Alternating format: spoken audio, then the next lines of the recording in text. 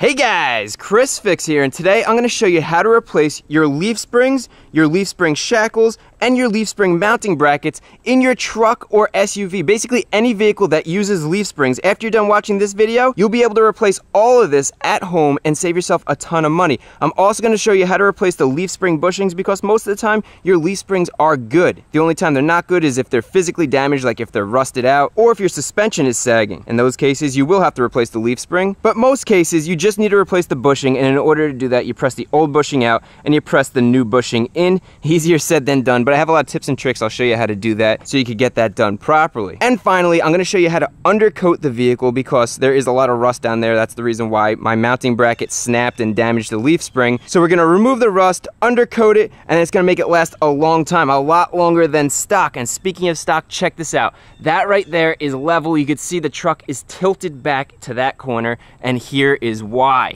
Now check out that carnage. Here's where the leaf spring mounting bracket is, here's the leaf spring, and here's the shackle, and you can see, I mean, it just snapped. Right now the leaf spring is kind of pushed up against the bed of the truck, and you can't drive this truck. This is very dangerous. Luckily this didn't happen while I was driving. And the reason why it happened is, well, because it's all rusty. It's just crumbling apart. Look at that. And besides the rust, one issue that we're going to have that's kind of a pain, you can see this side of the mounting bracket is bolted in, but this side of the mounting bracket is riveted to the frame. So we're going to have to grind these rivets out or drill them out so that we could remove the bracket. But besides that, the rest of this should go relatively smoothly. The new bracket has 4 bolts, so we don't have to rivet it in. It'll bolt right in. Now, if you were to get one thing out of this video, besides how to replace this stuff, I'm gonna hope after this video you guys go and check out your leaf spring mounts and perches. Make sure the leaf spring's good, make sure your rust isn't bad. A quick inspection underneath your vehicle could save you from a big accident. So now that you know what the damage looks like, let's go and repair it. And to do that, we're using all common tools.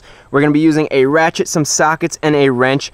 Definitely have to have some safety glasses. Let's go put those on now. And you're gonna want a dust mask because we're gonna be using an angle grinder to remove the rivets from the mounts that are holding the stock mounts in. And I also have a wire wheel that goes on this angle grinder to remove all the rust so that we could spray paint it. And finally, you're gonna need a good jack and jack stands so we can lift the rear of the truck up to remove the leaf springs. So let's go get started. Chalk off both front wheels and slide the jack under and jack up the rear of the truck. You wanna raise the truck as high as it'll go. And with the truck jacked up as high as we could get it, you can see how much that makes the truck tilt forwards, and that's why it's very important that you use large wheel chocks in the front on both tires. I also have the truck in park, and I put it in 4-wheel drive so the front tires are locked. They're not gonna move. Now with the truck safely jacked up like that, now we need to get it on jack stands, and I am using a larger than normal jack stand. That's a 12-ton jack stand compared to the normal 3-ton jack stand, and the reason why is because my truck is up pretty high. So we want to add our jack stand to the frame of the truck. We don't want to put it on the suspension. And then slowly let the truck down so it safely rests on the jack stands. Perfect. So with the suspension just hanging there, now we could remove each of our leaf springs, but we want to remove one at a time. So we're going to leave this side intact. We're not going to touch it, and that's going to hold the suspension in place as we remove this side. So let's get started.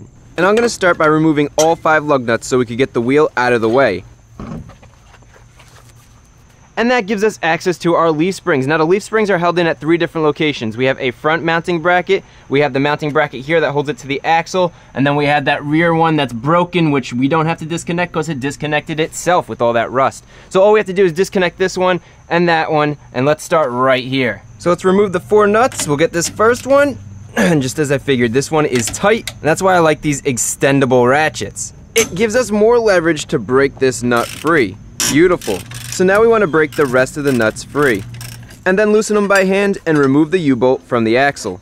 Good. Then we can do the same thing for the other 2 nuts, remove the second U-bolt and the mounting plate as well. So now normally I'd unbolt the leaf spring from the rear mount next, but since it rusted through and it's disconnected, we don't have to worry about that. So finally the last thing to do is unbolt it from the front mount. So let's get our ratchet on there, and this is usually a really tough one to break loose. Holy smokes, that bolt is stuck. Let's try a longer breaker bar, which gives us more leverage. And even so, this bolt won't break loose. So one trick that usually works before we have to break out the torch is grab a jack and put the handle of the breaker bar on the jack, and then jack it up. This lets us use hydraulic power from the jack, which could normally lift the truck, and instead we're gonna use it to loosen a bolt. And this is working nicely. Perfect. Now we can loosen the bolt the rest of the way by hand. And the next challenge is this bolt is just spinning and won't come out. It's stuck in there. So a trick is to get a pry bar behind the bolt like so, and pry it out as you unscrew it. And you can see it slowly making its way out. Good. Now we can remove the leaf spring and just be prepared. It's pretty heavy. And with the leaf spring out of the way, we could finally remove the rear leaf spring mounting bracket. Now the first thing we're going to do is remove these two bolts, or at least try to. They're very rusty. So what I'm going to do is grab a socket, and that's a tight fit because the nut is swollen from all the rust. So hammer it on there, and then get your ratchet and let's see if we could get this off. Perfect. And I'm surprised that came right off without a fight. Now let's do the same thing for the bottom nut. Hammer it in there, and turn that ratchet. And I spoke too soon, it figures. And this side of the nut is so broken off and rusted, it just keeps falling off and stripping. So what I'm gonna do is I'm gonna be using one of these twist sockets, and what these do is they have sharp ridges inside the socket that grab onto the nut. So all we have to do with this is hammer it onto the nut so it's tight, connect your ratchet, and just what I was hoping for. The nut is turning, and this is gonna save us a lot of time and effort. We don't have to grind this one off. Now with the nut removed, we could pry the side off, and this is just crumbling apart. It's so rusted. And finally, remove the two bolts from the back. Now all that's left is to remove these two rivets, and in order to do that, I'm gonna be using an angle grinder with a cutoff wheel like this. Now it's very important that you use a dust mask and eye protection when you're doing this. You don't want to breathe all this rust in, and you don't want to get any of this in your eyes. And we're basically just grinding away at bolt rivets until they're completely gone, which allows us to hammer the mounting bracket right off. Good, now we could use a hammer on the rivets and then use a metal punch to pop them out of the frame. Same with the other one, hammer it and then pop it out with a punch. Now that's how you remove the rivets. Next we need to remove the rust, so I switched out the grinding wheel for a wire wheel. You just want to get all that loose rust out of there so that we could spray on our rust reformer. And I'm also going to use a metal wire brush to get into those spots I couldn't reach with the large wire wheel. And finally we could spray our rust reformer. You want to put on an even, medium to thick coat and cover the entire exposed metal surface. Make sure you overlap your coats because you don't want to miss any spots. It's important that you seal the entire surface completely. This rust reformer is going to bond to the metal and all the rust and convert it into a paintable surface, and also prevent future rust. And 24 hours later, after spraying the rust reformer, check this out. This came out beautiful. So I sprayed from that jack stand all the way back to the tailgate, and there's no more rust anywhere. Not only did I spray the outside here, but I sprayed the inside of the frame, so both sides of the frame are coated. And just so you have an idea, from that jack stand all the way to the back on both sides of the frame, that takes 1 can of rust reformer. So we're gonna need another can for the other side, so a total of 2 cans. And if you wanna end up spraying in front of your jack stands, you're gonna need another probably 2 cans, just so that you get an idea. So now that we got this coating on here, all this rust has been reformed. It's been converted from rust to a paintable surface, but if we leave it like this, if a rock kicks up and chips that paint, we could start to get rust again. So what we're gonna do next is spray an undercoating. Now this is a rubberized coating. It's flexible and it'll prevent rocks from kicking up and damaging anything. And it's also a thick coating, so we don't want to spray this just yet. First thing that we want to do before we spray anything is install our brand new spring mount. We want to have this up flush against the frame. We don't want any undercoating in between this and the frame, so to prevent that, we'll go and install that now. So grab the mount, and the bolts are going to go right through these 4 holes here. But first, we want to put some medium strength threadlocker on all 4 bolts to prevent them from coming loose from vibrations. And now it's ready to mount to the frame, and it should slide right into place. Now hand tighten all 4 nuts, and finally torque them down to 75 foot-pounds. Out with the old rusty spring mount and in with the nice brand new one. That looks awesome. Now before we start undercoating, there's one more thing we need to do, and that is grab some tape and tape off any surfaces that are mounting surfaces. So right here, the spring mounts. We don't want to get any buildup on here from the undercoating. The undercoating's thick and it will build up, and it could be uneven or it could raise the surface. This, we want a nice smooth surface for the spring to mount on. Same thing up here at our front spring mount. We want to make sure that we have a nice smooth surface for the spring to mount to and for our bolt to go through. Any nuts or bolts, any threads on the bolts, we want to tape up so they don't get clogged. And I did the same thing to the mount in the rear. I taped it off so when we install our spring, it'll slide right in. Okay, now we're ready for the rubberized protective undercoating. Same as the rust reformer, spray on medium to thick coats and make sure you overlap. You can see how thick this stuff is when it sprays out, and that's what provides the protection of the paint underneath. And don't worry, it looks brown now, but it's gonna turn black later when it dries. So cover everything that you just painted with the rust reformer with a nice thick layer of rubberized undercoating. And already this looks so good. Alright, so with the undercoat drying, now's the perfect opportunity for me to show you how to remove the old bushing from your leaf spring and install a brand new bushing. Now, why would you do this? Well, your old leaf spring in most cases is going to be perfectly fine. Unless it has physical damage or your suspension was sagging, you could reuse the old leaf spring. Usually just the bushings are bad, and that's better than going out and buying an expensive new leaf spring. I thought I'd need new leaf springs because my suspension collapsed, but it turns out that these are fine. So what you could do to save a lot of money is install new bushings. Now, to do that is really simple. You just need a saw, a hammer, and a torch, and I'm going to show you how to do that right now. The first thing we need to do, you see how all this rubber is expanded outside the leaf spring? This is going to make it really difficult when we have to push this rubber through the leaf spring. So we want to use a hacksaw and cut all this outside rubber off by working our way around the bushing until we can remove the rubber piece just like that. Now we want to grab our torch and heat up the outside metal of the leaf spring, which is holding the bushing in. One thing I see people do all the time incorrectly when removing bushings is they put a flame directly on the bushing and catch it on fire. Sure, that'll work eventually, but you're creating a lot of unnecessary smoke you don't want to breathe in, and it wastes a lot of time. So all you actually need to do is heat the outside of the metal surrounding the bushing for about 2 to 3 minutes. You'll know when you're done heating it up because you'll see the rubber on the edge next to the metal begin to bubble and separate from the leaf spring.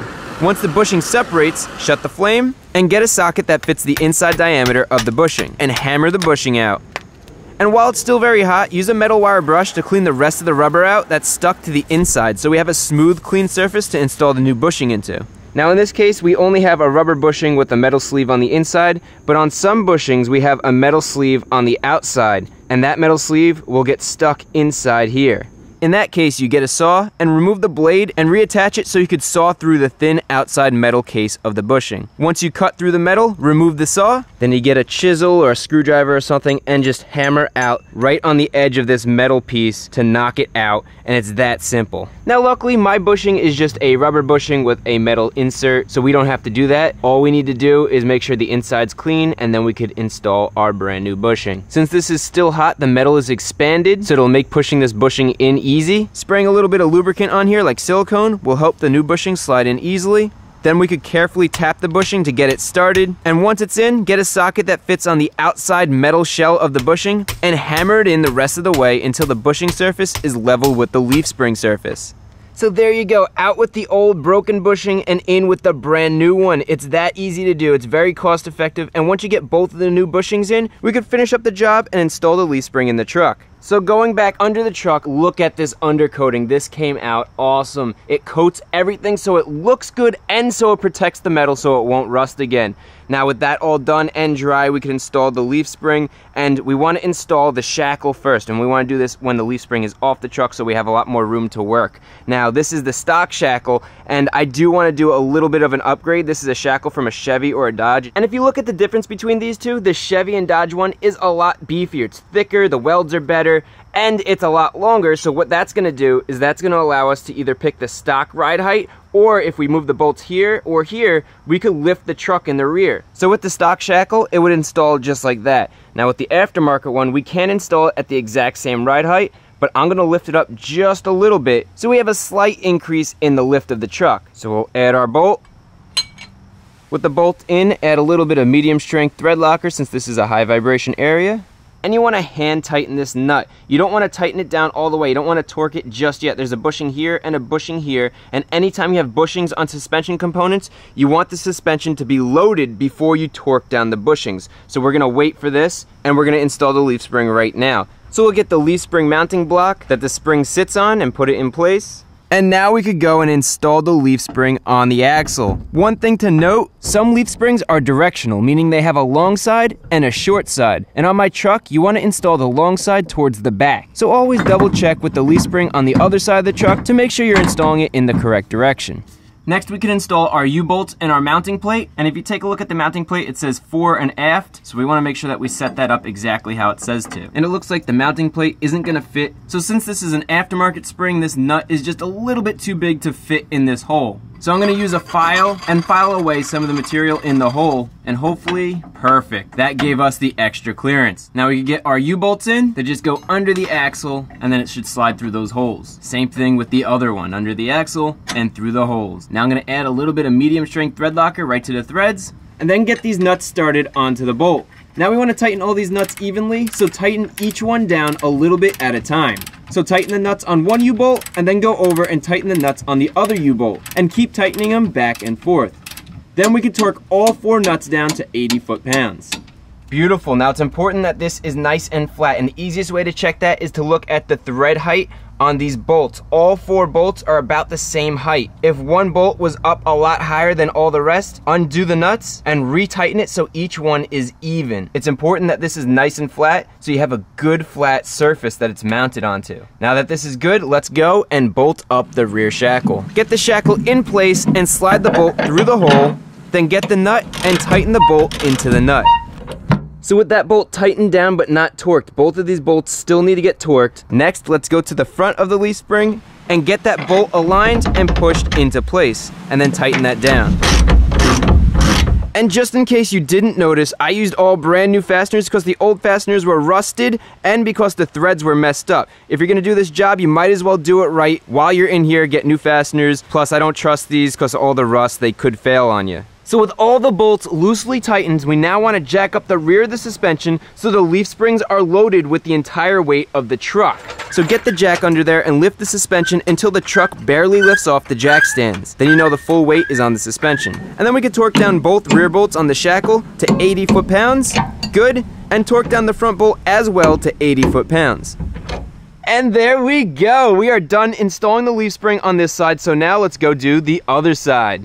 So with a little bit of editing magic, here's the before and the after. And that's what I'm talking about. What a difference. So this side was just as easy as the other side. Brand new springs, all the rust was removed, we undercoated it, and brand new shackles and mounts, and we are done on this side. So now we just need to put both wheels on the truck, and as always, torque them down in a star pattern so they go on evenly. Okay, so all that's left to do is jack up the truck a little bit, remove both jack stands, and let the truck down on the ground for the first time with its brand new leaf springs. All right, now that is a proper thorough guide on how to replace those old leaf springs, the shackles, the mounts that are rusted, and those degraded bushings in your truck or SUV. I'm glad to have this back on the road. We also undercoated it and we gave it a little bit of a lift, and that looks perfect. Now I'm gonna be putting this truck right to work and use it for what it's designed to do. I need to get all these old used drift tires and bring them to the recycle center, so I'll load that up. Hopefully the video was helpful. If it was, remember to give it a thumbs up. Also, if you're not a subscriber, consider hitting that subscribe button. And as usual, all the tools and products I used in this video are linked in the description so you could easily find them.